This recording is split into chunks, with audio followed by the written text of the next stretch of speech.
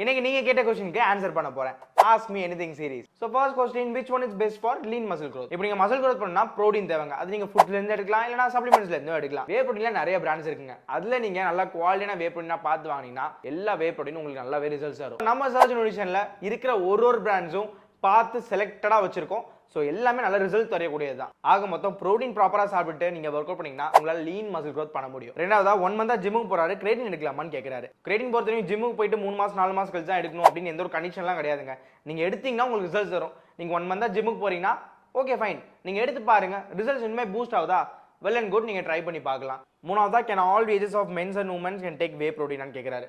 யா sure, கண்டிப்பாக நீங்கள் எடுக்கலாம். ஈவன் எங்கள் வீட்டில் எங்கள் அம்மா கூட வே ப்ரோட்டீன் எடுத்துட்டு இருக்காங்க உங்களோட ஹெல்த்காக. இப்போ நார்மல் பர்சனாக இருந்தால் 1 kg ஆஃப் பாடி வெயிட்க்கு 0.8 1 கிராம் ஆஃப் ப்ரோட்டீன் எடுக்கணும். இது ஜிம்முக்கு போறாங்கன்னா 1.5 2 grams of protein per kg of body weight எடுக்கணும். இதை நீங்கள் ஃபுட்லேருந்து கன்சியூம் பண்ணீங்கன்னா ஓகே, இல்லைனா தாராளமாக நீங்கள் வே ப்ரோட்டீன்